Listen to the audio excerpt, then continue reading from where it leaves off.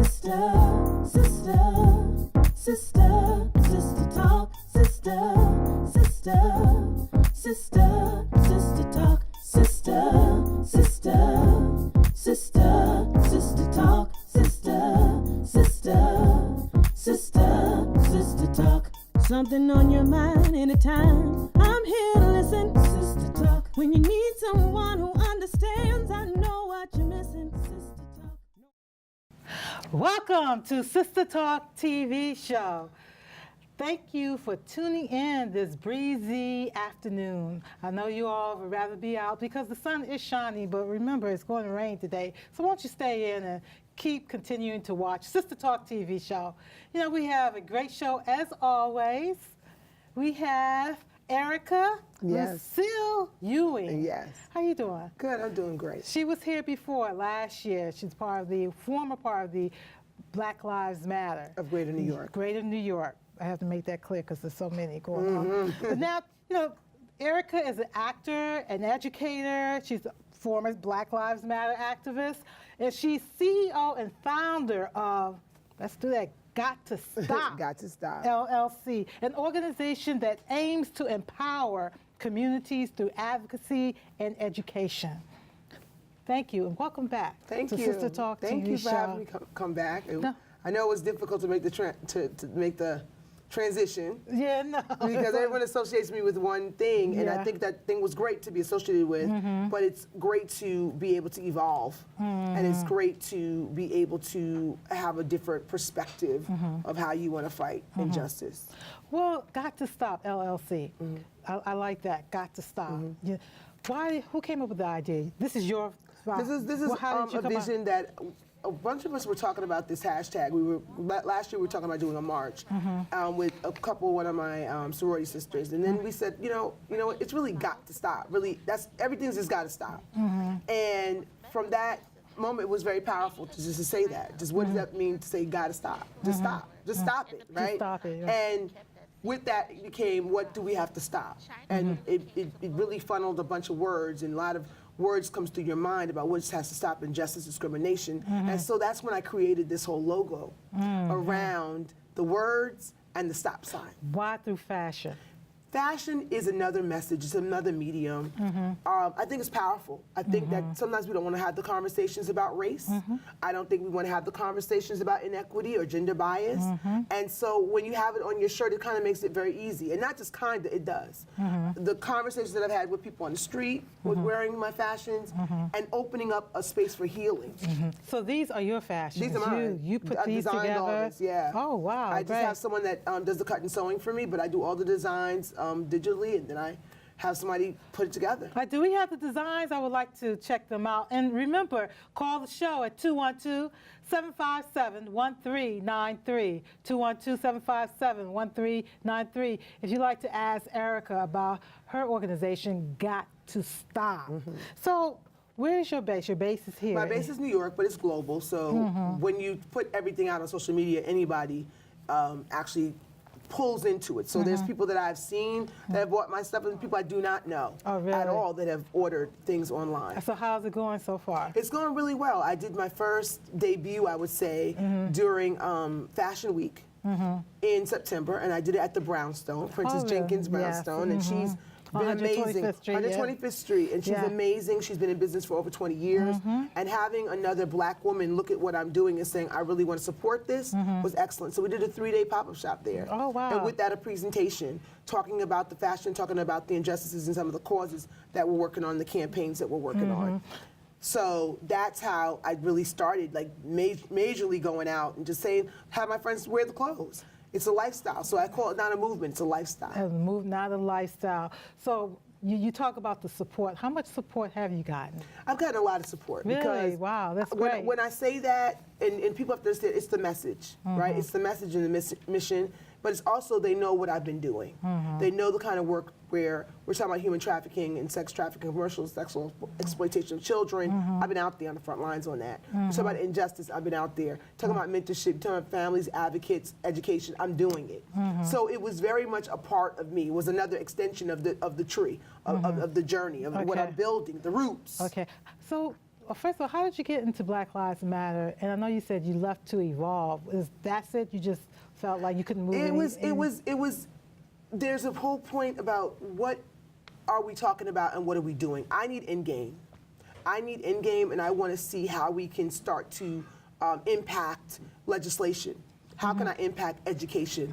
How can I be a part of something that brings some fruit? I have to bear some fruit with what I'm doing. And I think when you hear over and over again that someone just got shot, right?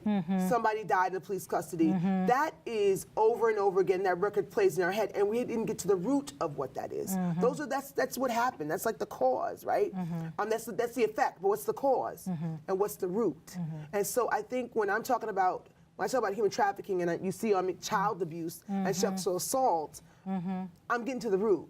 Child abuse is very big in a lot of our homes. Right. And when you talk about child abuse and how it links to domestic sex trafficking, commercial sexual exploitation of children, that's there. And so we've got to really think about what are the root causes and start with the systems, breaking down the systems that are impacting us, those barriers. Okay, I know your background by trade. You are an actor.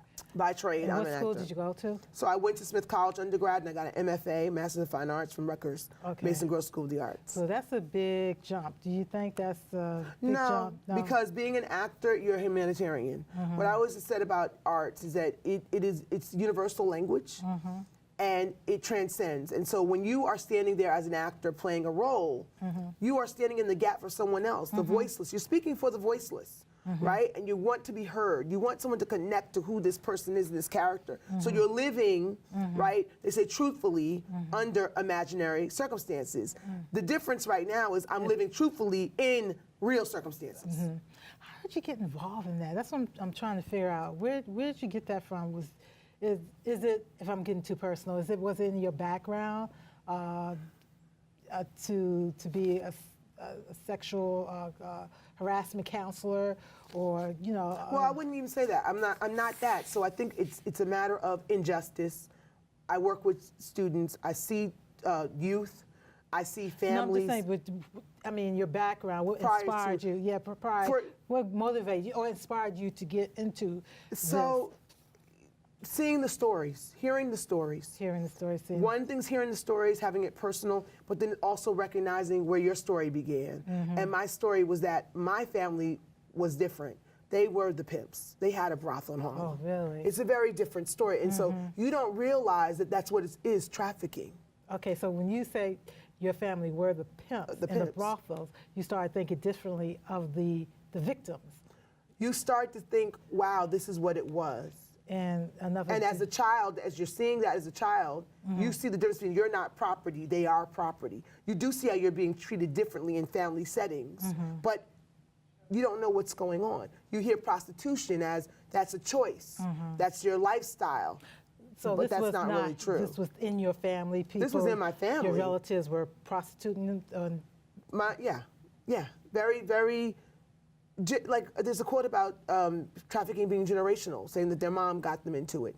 This has been about money from the very beginning. And when you go back to Black exploitation films and what we talk about Superfly, when we talk about a lot of different, what are we playing and what are we, I guess what's our interpretation, our perception of the images of Black men and Black women, and how we've kind of glorified that, made it a fashionista statement when you're being a pimp or you're wearing that sexy lingerie. I saw it firsthand in a very different way. A different way. But it impacted me because I was always stuck with what's really going on.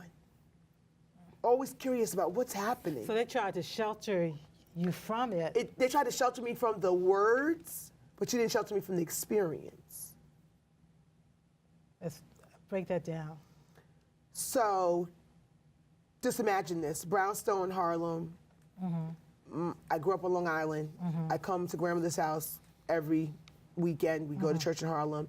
And Go to church too, right? Yeah, in Harlem. And you're sitting there and you're 9 years old.